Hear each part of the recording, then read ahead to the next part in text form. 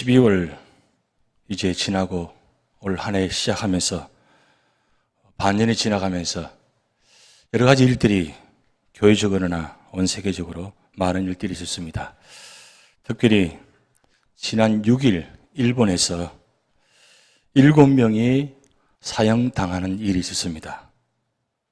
누구냐면 바로 일본에서 23년 전에 1995년도 그 도쿄 지하철역에서 살인가스를 풀어가지고 13명이 죽고 6,000명이 부상당하는 그런 일본에서는 정말 놀라운 일들이 일어난 것입니다. 사실은 지진이 많이 일어나는 곳이 일본입니다.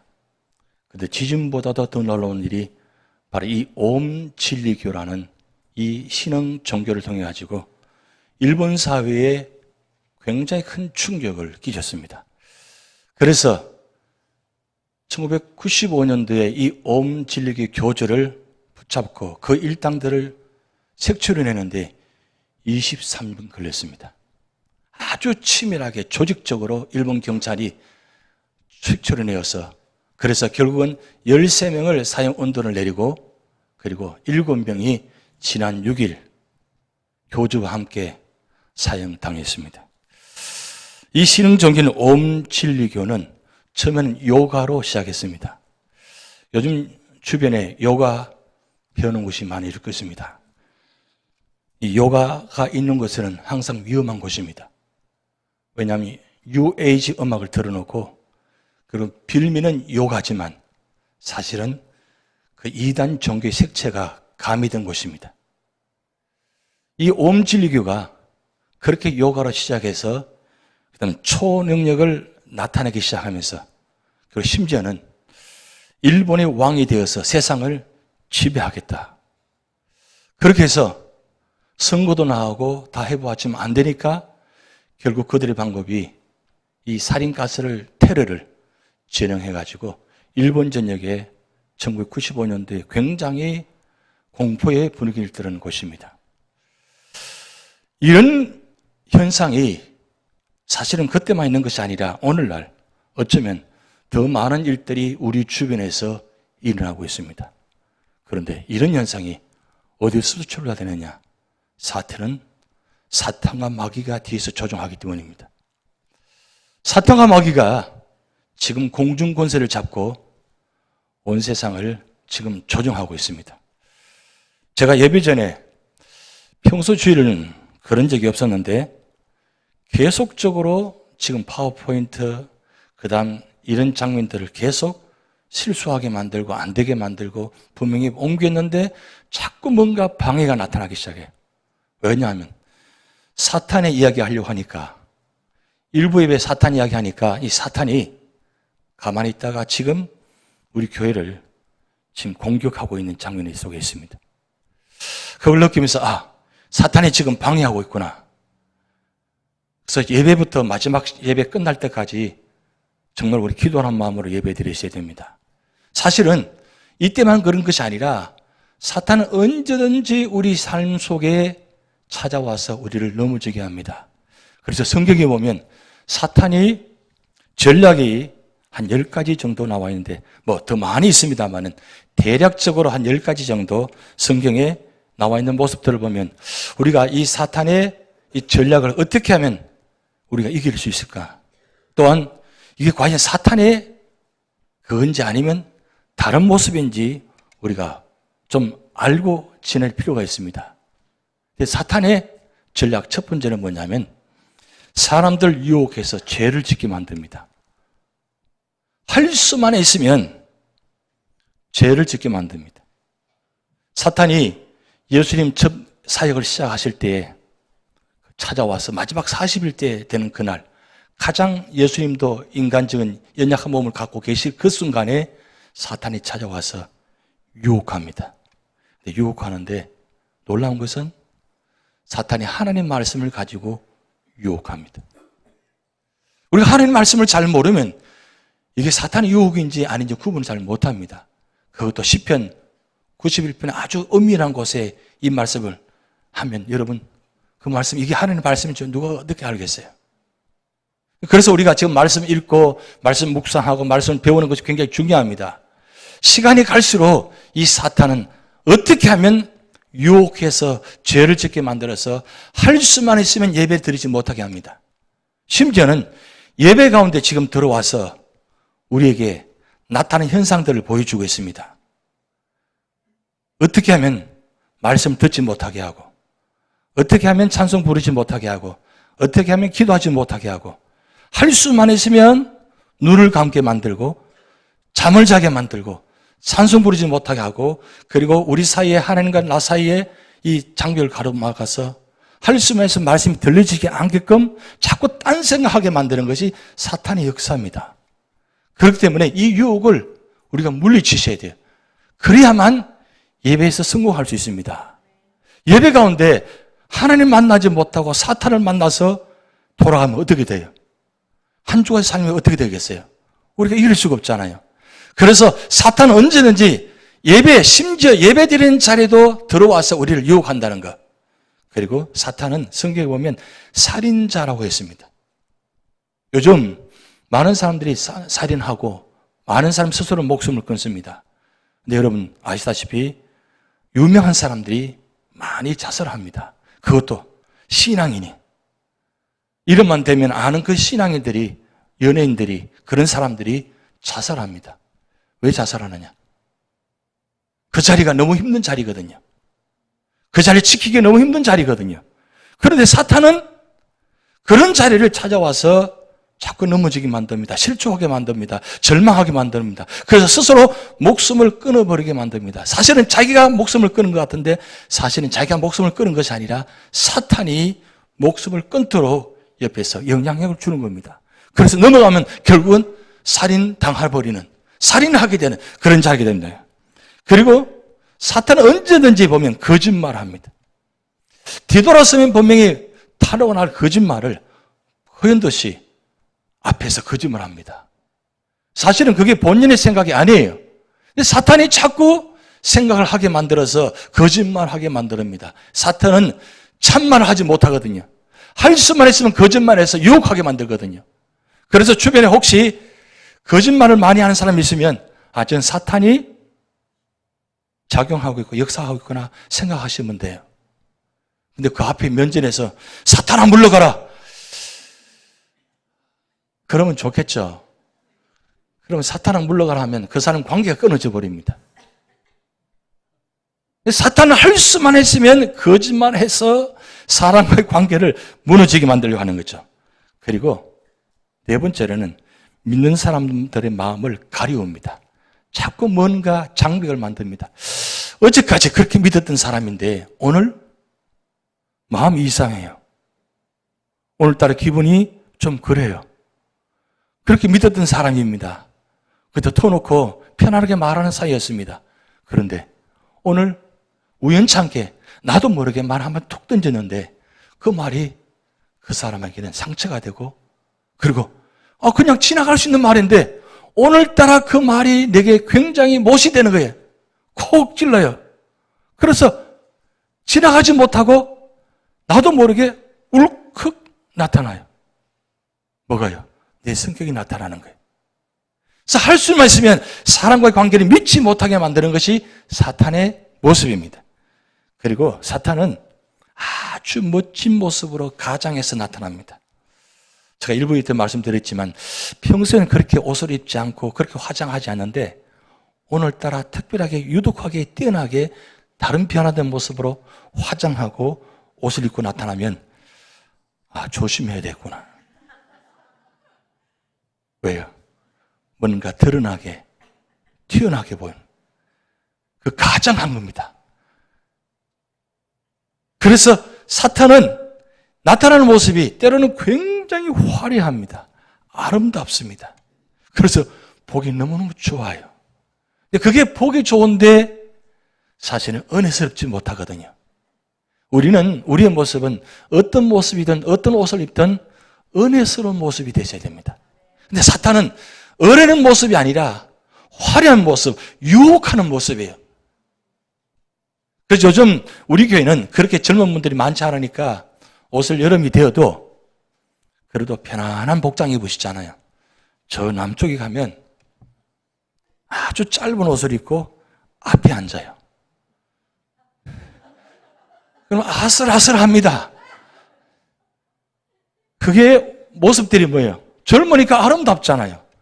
근데 젊은 사람들은 그 아름다운 모습을 감추지 않고 드러내잖아요. 그러다 보니까 그게 유혹되어지고 그게 모습이 아름답지 못하고 사실은 추한 모습이 되어지는 모습이에요. 그래서 사탄은 어떻게 할 수만 있으면 이렇게 유혹해서 아름다움을 가져간다는 거예요. 그리고 사탄은 하나님 말씀을 뽑아내 버립니다. 우리가 씨 뿌린 비유 보면 이 씨를 뿌리는데 가시들기 돌짝밭에 떨어졌어요. 그런데 마가복음 말씀 보면 사탄이 와서 그 말씀을 빼앗아갔다 그렇게 기록되어 있어요. 지금 말씀을 던집니다. 말씀을 던지는데 사탄이 그 듣는 마음에 들어가지 못하게 하고 중간에 가로채 버립니다. 그리고 다르게 듣게 만듭니다. 사탄이 언제든지 말씀 듣는 가운데도 말씀을 빼앗아간다는 사실 꼭 기억하셔야 됩니다. 그리고 사탄은 질병을 많이 일으킵니다. 평소에 잘 안 아프다가 다 토요일 밤쯤 되면 아프기 시작합니다. 괜히 지난밤에 잘 자는데 아침에 괜히 몸이 굳고 힘들어요. 그래서 오늘은 쉬으라고 하는 것보다 이게 하나님 뜻인가 보다 하고 쉬어요. 할 수만 있으면 사탄은 질병을 주어가지고 아프게 만들어서 예배드리지 못하는 모습이 이 사탄의 모습입니다. 그리고 사탄은 교회 사역자들을 계획을 대적합니다. 제가 새벽 기도도 말씀드렸지만 그동안 우리가 사역 계획표라고 그렇게 제가 해서 매달 나갔습니다. 근데 지난주에 그런 생각이 들었어요. 사역 계획표면 안 되겠구나. 이게 일이 되어버렸구나. 사실 사역 계획표에 모든 예배 순서가 다 들어가 있습니다. 예배가 일이 아니잖아요. 그래서 다음 달부터 목회 계획표라고 바꾸려고 합니다. 이건 교회 일은 하나님의 일은 일이 아니고 하나님의 일이 되어야 되는 사람의 일이 아니고 그래서 뭔가 자꾸 우리는 일을 하면 일 때문에 우리는 상처를 받아요. 일 때문에 우리는 자꾸 시험 들어요. 근데 하나님께서 하시는 모든 방법은 절대 사실은 시험 들지 않습니다. 단지 우리가 그것을 사람의 뜻으로 해석해 버리니까 문제가 되어지는 거죠. 그래서 할 수만 있으면 사탄은 교회의 모든 사역들을 계획들을 자꾸 대적합니다. 하지 못하게 만듭니다. 방해하게 만듭니다. 그리고 사탄은 신자들을 자꾸 고소합니다. 조그만 일도 비판하게 만들고 고소하게 만들고 심지어는 교회가 세상 법정에다가 고소하게 만들어가지고 그 세상 법정이 교회를 심판하려고 법정에서 판단하려고 하는 그런 모습들이 지금 나타나고 있습니다. 이 모든 일들은 사실은 다 사탄들이 뒤에서 작용하는 겁니다. 그런데 마지막 10번째 사탄이 기적을 나타냅니다. 성경 분명히 사탄도 공중권세 잡았기 때문에 분명히 능력이 있습니다. 근데 사탄이 교회 안에 집회 가운데 예배 가운데 기적을 때로는 나타냅니다. 이걸 우리가 잘 분간해야 됩니다. 그래서 우리가 예배 참석할 때마다 어떤 집회에 참석할 때마다 집회에 통해서 치유를 사모하는 것도 중요하지만 말씀을 사모하는 것도 우선순위입니다. 말씀이 우선순위지 기적이 우선순위가 아닙니다. 예수님께서도 언제나 세 가지 사역하실 때 기적이 먼저가 아니고 회당에서 가르치시고 복음을 전파하시고 병든 자를 고치셨다. 순서가 그렇게 되어 있습니다. 기적을 베푸기 위해서 하신 것이 아니라 회당에서 가르치는 말씀을 가르치고 복음을 전파하는 가운데 필요에 따라서 하나님께서 기적을 베푸셨습니다. 그것이 우선순위가 되어야만 되는데 사탄은 말씀보다도 가르침보다도 기적을 먼저 앞세웁니다. 그래서 기적이 기적되려면 말씀이 앞서지 않으면 기적이 되지 않습니다. 그런데 이게 하나님 뜻이냐 아니면 사탄의 뜻이냐 구분하면 사탄은 뜻은 언제나 실패하게 만듭니다. 불안하게 만듭니다. 평안하지 못하게 만듭니다. 그러나 하나님의 역사는 언제나 온전합니다. 그리고 평안합니다. 집회가 끝나도 은혜스럽습니다. 그게 하나님의 역사란 말입니다. 이런 상황 속에서 살아가는 우리들입니다. 이럴 때에 우리가 이 대적 악한 사람들을 사탄들을 어떻게 물리칠 수 있냐 이거죠. 오늘 시편 기자 이 시편 37편은 다윗이 마지막 노년에 기록한 시편입니다. 노년에 기록한 시편 가운데 특별히 중요한 이 본문 3절부터 7절까지 이 악한 세상 속에서 악인들 사탄을 대적하려면 어떻게 되느냐? 네 가지 말씀하고 있습니다. 첫 번째, 바로 여호와를 의지하고 선을 행하라 그랬어요. 여호와를 의지한다는 이 단어가 오늘 우리 굉장히 중요합니다. 의리한다. 이 말은 히브리어로 바타흐입니다. 이 바타흐는 매달리다, 그리고 목숨을 걸다, 소망하다 이 뜻입니다. 지금 하나님을 의지하는데 어느 정도까지 목숨 걸듯이 내어놓고 하나님께 붙잡습니다. 오늘 이 말씀 보면서 과연 우리 삶의 자리에 하나님을 의지하는 것 이 정도로 의지하고 있습니까? 하나님 없이는 하루도 살 수 없습니다. 한순간도 살 수 없습니다. 오직 하나님만이 나의 힘이 되시고 나의 능력이 되시고 나의 의지가 되십니다. 그래서 언제나 하나님 붙잡으려고 몸부림치고 말씀대로 살려고 몸부림치는 그 자리, 그게 바로 매달리고 목숨 걸고 소망하는 자리입니다. 오늘 시편 기자 다윗은 그의 전생을 기록하면서 마지막 자리에서 그가 이렇게 기록합니다. 내가 하나님을 의지하지 않았다면, 하나님 믿지 않았다면 여호와는 나의 목자시니 내가 부족함이 없으리로다. 이런 고백할 수 없었다는 사실입니다. 여호와는 나의 목자라는 말은 그의 삶의 전부가 사실은 하나님이라는 뜻입니다. 여러분 삶의 자리에 하나님이 전부이십니까? 아니면 하나님 삶 속에서 사업장의 전부입니까? 가정의 전부입니까? 하나님 믿는다고 하면서 여러분의 삶의 모습은 어떻습니까? 하나님보다도 내 삶의 자리, 내가 하고 있는 것이 전부라고 생각하고 거기에 매달려 있지 않습니까? 내게 맡겨진 이 사업장, 내게 주신 이 가정, 허락한 가정, 내게 맡겨진 자녀, 거기에 목숨 걸고 있지 않습니까? 여러분, 그 목숨 걸어서 지금까지 살아왔는데 어떻게 되었습니까? 지금 어떤 보로 살아가고 있습니까? 목숨 걸 만큼 그런 대단한 가치가 있고 정말 귀중한 것입니까? 물론 중요합니다. 소중합니다. 그러나 그 모든 것이 사실은 누구로부터 왔느냐 이거죠.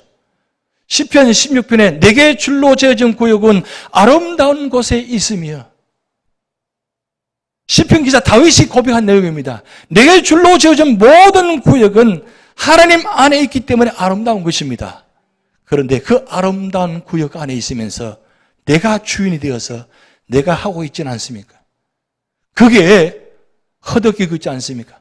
매일매일 목숨 걸듯이 아침 일찍 일어나서 밤늦게까지 그렇게 수고했는데 지금 이런 모습은 어떻습니까? 어떤 축복을 받았습니까? 어떤 모습으로 지금 열매 맺고 있습니까? 거둔 것이 과연 다 내 것이라고 생각되십니까? 시편 127편에 여호와께서 성을 지키지 아니하시면 파수꾼의 경성함이 허사로다. 하나님을 지키지 아니하시면, 세우지 아니하시면 다 허사다라고 말씀 기록해 있습니다.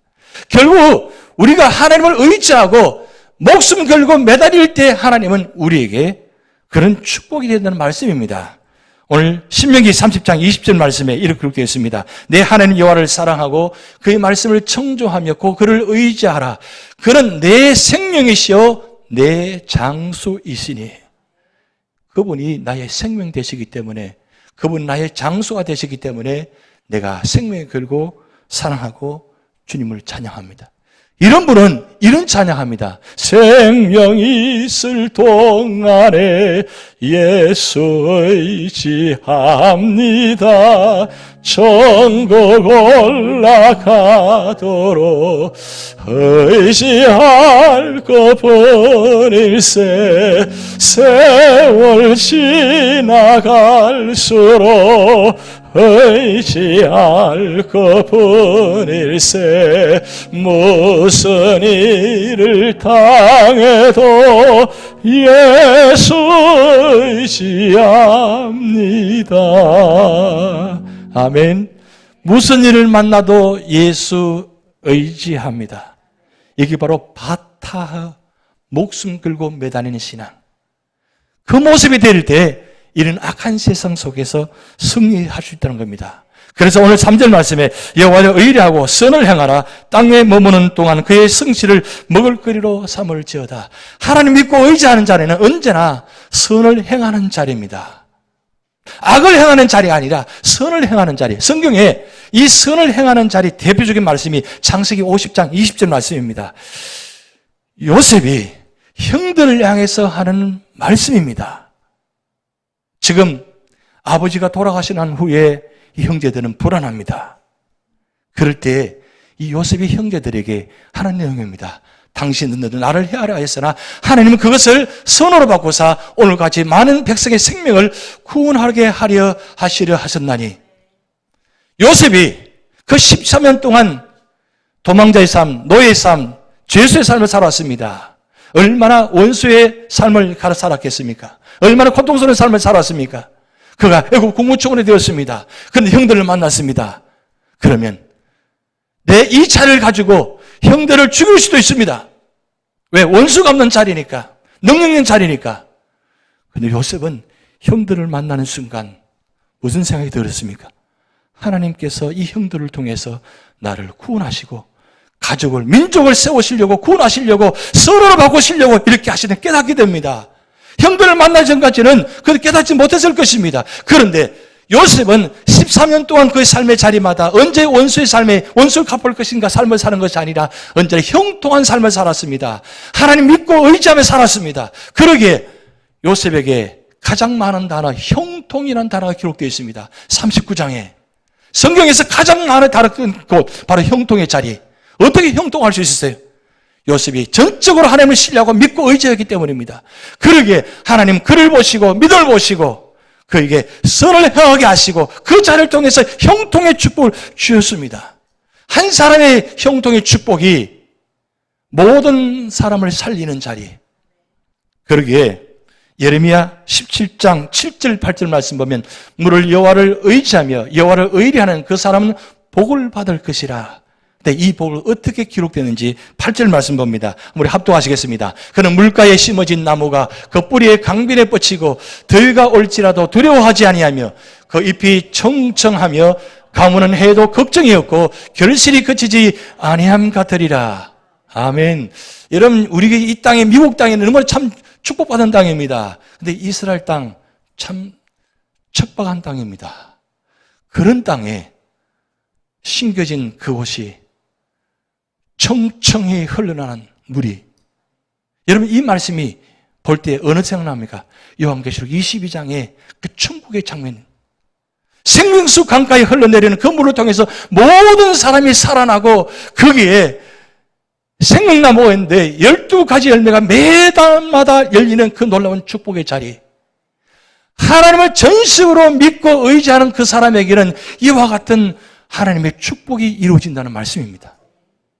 그래서 오늘 시편 다윗 기자는 하나님을 전적으로 신뢰하고 의지하고 행하라는 겁니다. 그리고 두 번째 말씀입니다. 여호와를 기뻐하라 그랬어요. 기뻐하라. 이 단어 속에는 스스로 기뻐하란 말이 있어요. 그런데 스스로 기뻐하기는 우리 삶이 녹록지 않습니다. 힘듭니다. 여전히 힘듭니다.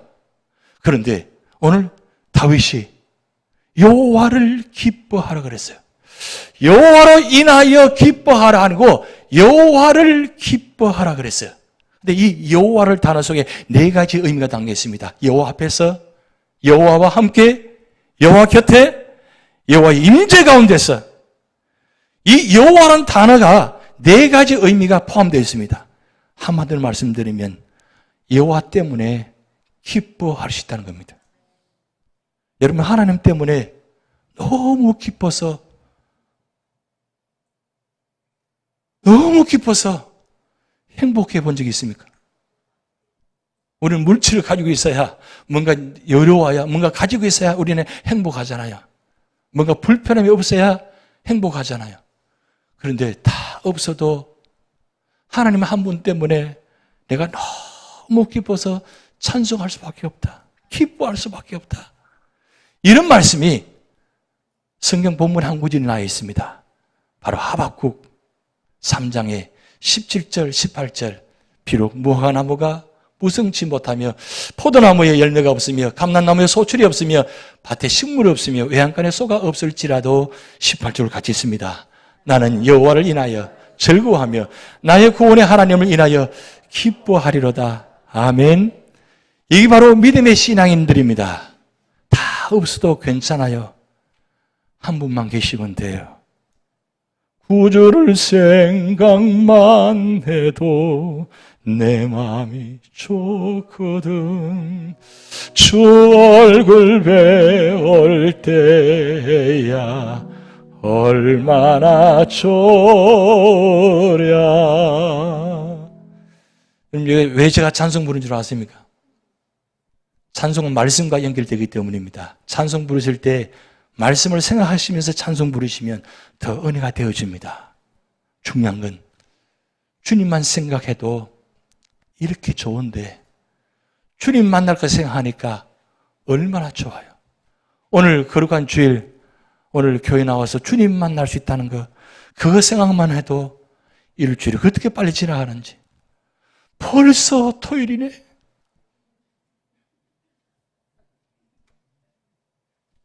주일날 나오는 것이 그렇게 힘들어요. 그렇게 꾸역꾸역 나오셨어요? 아니면 오늘 주님 만난 날이니까, 부활한 날이니까, 주님 만나니까 너무 좋은 날이다. 여러분 신앙생활 하셔도, 하루를 사셔도, 한 주를 지키셔도 이런 마음으로, 즐거운 마음으로 지키시기 바랍니다. 사업장이 문제가 아니에요. 가정이 문제가 아니에요. 지금 내가 타고 있는 그런 아픔이 문제가 아니에요. 왜요? 주님 만나기 때문입니다. 주님 만나면 주님 만나는 그 자리가 내게 생명의 자리니까. 그래서 4절 말씀에 여호와를 기뻐하라. 그가 내 마음의 소원을 내게 이루어 주시리로다. 나는 주님 앞에 소원이 뭐냐면 주님 만나는 거예요. 그런데 내 안에 있는 모든 문제들 주님께서 다 아시고 그냥 주님 만나는 자리에 나가니까 주님께서 내 소원을 아시고 다 이루어 주시는 분. 들어 주시는 게 아니라 내게 이루어 주시리로다. 내가 이루는 것이 아니라 주님이 이루어 주신다는 말씀이에요. 이거 얼마나 감사한 일이에요. 나는 주님 만나고 있으면 주님께서 뭐요? 내 일을 이루어 가신다는 거. 지금 사업장 걱정되죠? 가정 걱정되세요? 여러분, 지금 예배 자리 지키고 계신 여러분 사업장, 여러분 자녀, 여러분 가정, 여러분의 삶의 태전 하나님께서 이루어 가십니다. 그 믿음을 가지고 주일 성수하시기 바랍니다. 그럴 때 하나님은 시편 16편 11절 말씀에 주께서 생명의 길을 내게 보이시리니 주의 앞에는 충만한 기쁨이 있고 주의 오른쪽에는 영원한 즐거움이 있나이다.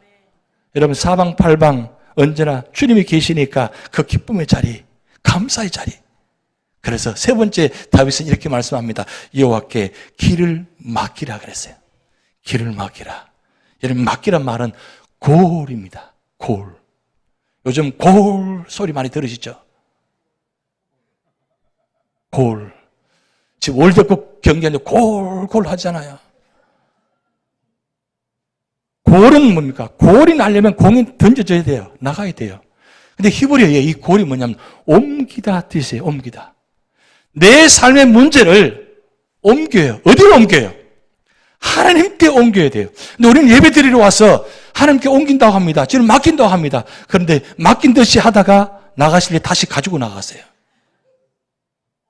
날마다 짐을 지고 다니세요. 근데 여러분 철로 역정에 존 번연이 기록한 말씀 보면 이 크리스찬이 그 무거운 짐을 꾸역꾸역 지고 가는데 그것을 벗어버리려고 무단히 애렸습니다. 아무리 몸부림쳐도 안 돼요. 그런데 어느 순간에 그 짐이 벗어졌어요. 보신 적이 없으시니까 여러분 십자가 앞에 서니까 자기 그 무거운 짐이 자기도 모르게 이 등에 짐이 굴러떨어 십자가 밑으로 굴러떨어졌어요. 십자가 앞에 서기만 해도 이 무거운 짐이 다 굴러떨어져 버렸어요. 여러분 하나님 앞에 나와 있으면 하나님께 나온 이유가 무엇인가? 내 문제를 맡긴다는 뜻이죠. 그러면 하나님께 맡겨 하나님이 서 있으면 하나님께서 내 문제를 뭐요? 풀어가시는 거예요. 이루어가시는 거예요. 그래서 길을 맡기라는 겁니다. 내 길을 알 수 있나요? 지금까지 길을 걸어오셨는데 어떤 길을 걸어오셨습니까? 그런데 오늘 5절 말씀에 이렇게 기록됩니다. 내 길을 여호와께 맡기라. 그를 의지하면 우리 어떻게 해요? 내가 이루시고요. 그가 이루시고, 그리고 6절, 내 의를 빛같이 나타내시면 내 공의를 정오의 빛같이 하시리로다. 여러분, 가장 밝을 때가 정오입니다. 가장 밝을 때. 그것처럼 내 무거운 짐을 주님 앞에 맡기면 하나님께서 이루시는데 어떻게 이루어주신다고요? 정오의 빛같이 밝게 비켜주시나요? 오늘 우리 삶의 자리에 우리 모든 문제는 사실은 내가 이 문제를 해결할 수 없습니다.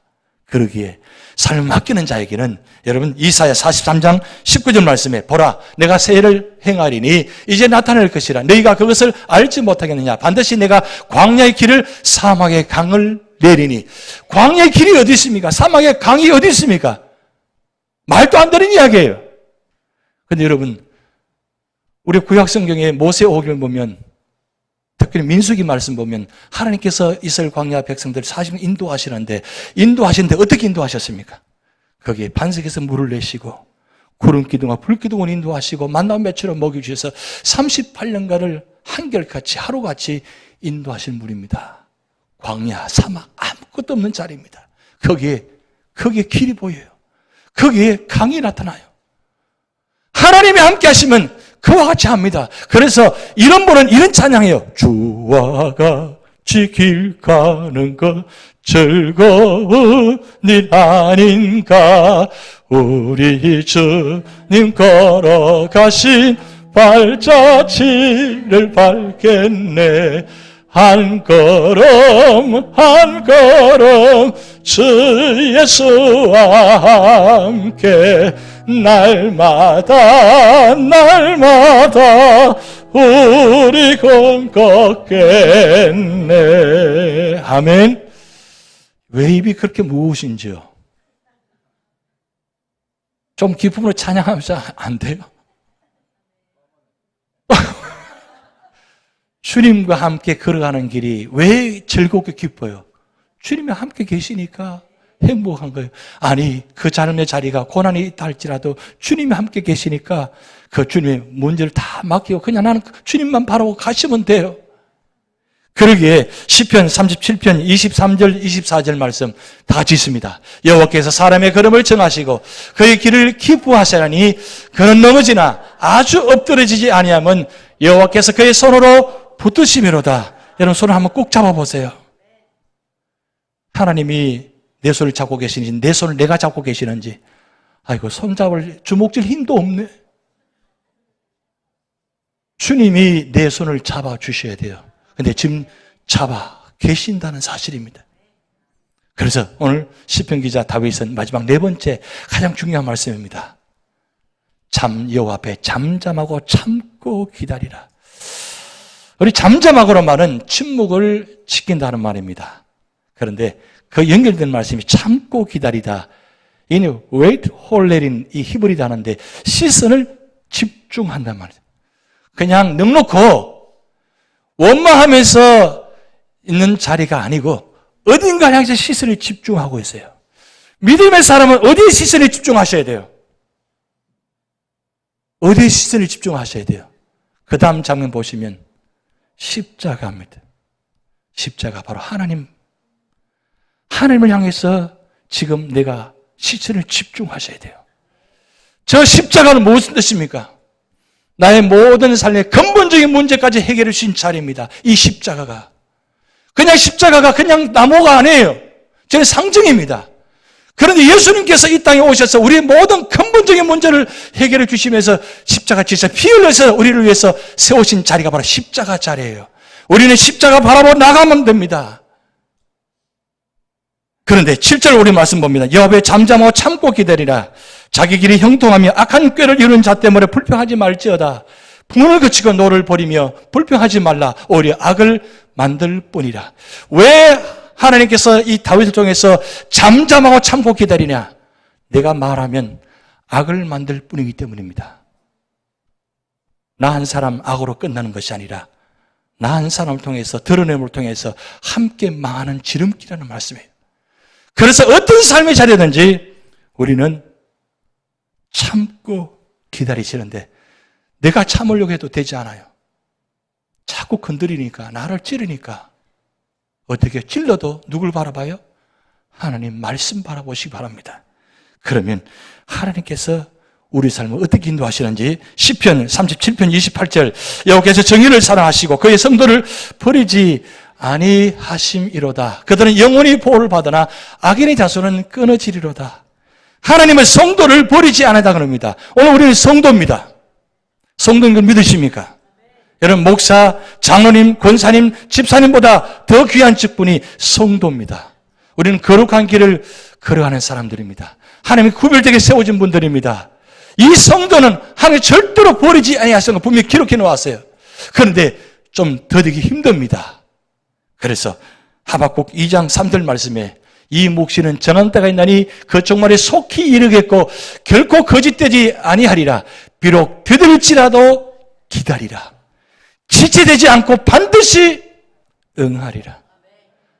어쩌면 내가 지금 이 마지막 자리가 어쩌면 그 다음 자리가 하나님께서 응답한 자리가 될 줄 모릅니다. 그런데 조금 참지 못해가지고 그럼 하나님께서 응답하시려고 준비하는 그 자리인데 내가 참지 못해서 터뜨려버립니다. 이러면 다 망하는 자리가 되는 겁니다. 여러분 신앙생활 하시면서 내 마음대로 내 뜻대로 되는 게 어디 있습니까? 내 마음 같은 분이 어디 있습니까? 아무도 없습니다. 그러기에 우리 삶의 자리에 힘이 들고 어려워도 혹 비난이나 어떤 어려움이 다가온다 할지라도 하나님 바라보면서 참고 기다리시기 바랍니다. 그러면 하나님께서 베드로전서 5장 6절 말씀에 우리 다 같이 있습니다. 그러므로 하나님의 능하신 손 아래에서 겸손하라. 때가 되면 너희를 높이시리라. 할렐루야. 때가 되면 반드시 높여주십니다. 다시 묻습니다. 하나님을 정말 믿으십니까? 하나님을 정말 믿으신다면 이 네 가지 말씀 꼭 기억하시고 믿음으로 승리하시는 여러분 되시기 바랍니다. 기도하시겠습니다. 하나님